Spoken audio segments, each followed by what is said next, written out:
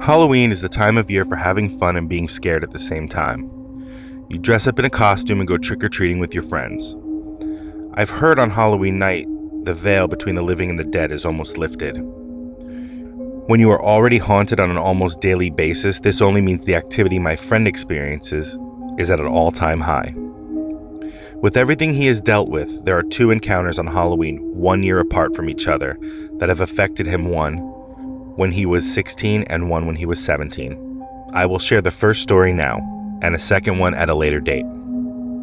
Let's be honest, 16 is way too old to be trick-or-treating. However, with Halloween being on a Friday, me and my friends, Kevin, Matt, and Justin, wanted to go out, and we dressed up and brought our bags with us to fill up with some sweet treats and such, and we were going to spend the night at Kevin's house afterwards.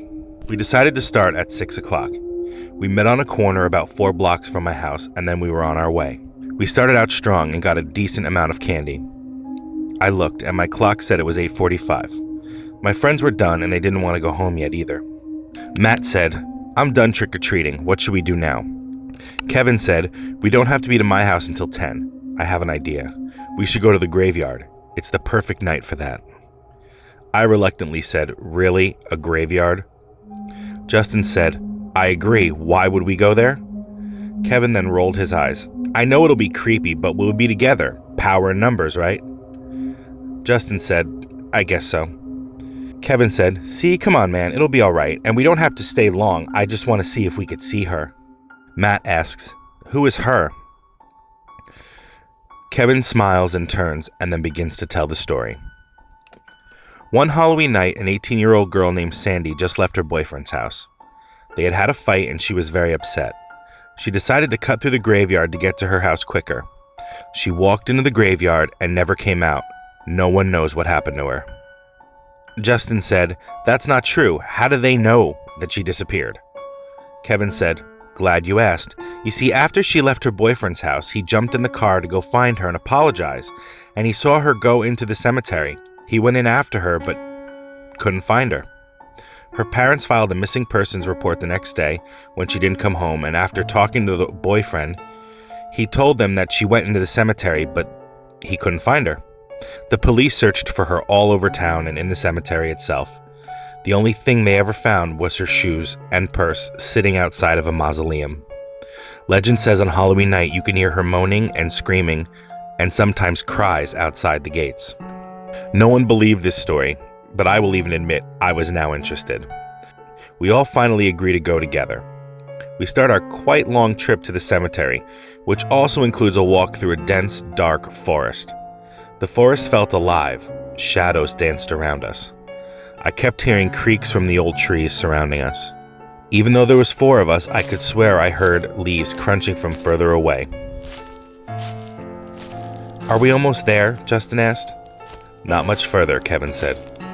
"I don't know about this. I keep hearing things," Justin said. "It's just the fact that we're in the woods at night." "We're okay," I said, even though inside I was terrified.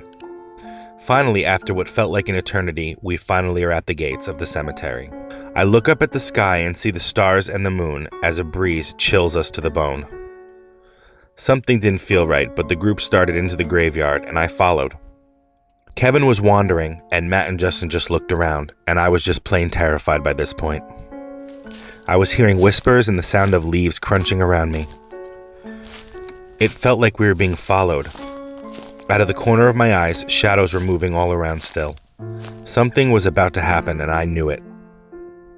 Just then, Kevin speaks up. "There it is. That's the mausoleum where her stuff was found." We looked up in that direction and saw what to me looked like a generic mausoleum. Vines had grown up the side, and they were even on the door. "This is stupid. Let's just go," Matt said. "You'd rather be in the woods of terror," Justin said. "Dude, shut up," Matt said. "I dare you to go up and knock on the door," Kevin said. "Are you nuts?" Matt said. "Wimp. Anyone else? I dare you to go up and knock on the door," Kevin said to Justin and I. "Not me. I'm a wimp," Justin said. "What about you?" Kevin looked at me. "I'll do it," I said confidently, "but only if you do it first," I said. Kevin's eyes then widened. "So I guess you're in the wimp club too, huh, Kev?" Matt said as we all laughed. "Fine, I'll do it. Here, hold this." Kevin gives Matt his candy bag and slowly walks up to the door. He holds up his hand and then hesitates. "What are you waiting for?" Justin asks. "I hear something inside," Kevin says. "Just knock already," Matt yells. "Fine!" Kevin knocks, but they are the wimpiest knocks we've ever heard. He runs back to us. "Dude, there's something inside there moving around." "But I did it now. It's your turn," Kevin said. I look at him and smirk. Knocking on this door was nothing, and I was going to show him how it's done. I wasn't really afraid of much except what I've experienced in my own home. This was a walk in the park for me. I confidently strolled up to the door, and without hesitating, I knocked 3 times loudly. You can hear the echo.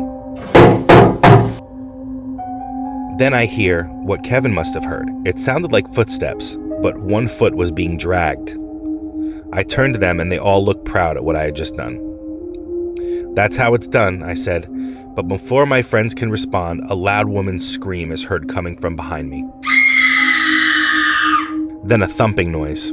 I hurry back to my friends, and the door to the building is moving, like someone is trying to push the door open. We turn, and Kevin is already running. We quickly follow him, and I am behind the rest. The screams are getting further away, then stop abruptly. Then Kevin stops, and then we stop too. "Why'd you stop?" Matt asks out of breath. Kevin points. "That's why," Kevin says with a tremble in his voice. We look, and there is a dark gray mist almost hovering in place, but over a grave. Then we hear what sounds like a woman crying. This can't be happening, I thought. And all at once, the mist slowly fades away to nothing, and we take that time to exit the gates. Outside, we look at each other. We all know what we just experienced. After my sleepover and my campout with Matt, my friends understood. We began our walk to Kevin's house to spend the night. Dreading that long walk through the woods, we start to leave. We hear the loud screams come from the cemetery one more time as we walk away. And then we hear crying. After that night, I searched online for a missing person in our town on Halloween night and couldn't find anything. So was Kevin telling a bogus story? I think so. But what did we hear and see in the graveyard that night? Happy Halloween, everyone. Stay scary.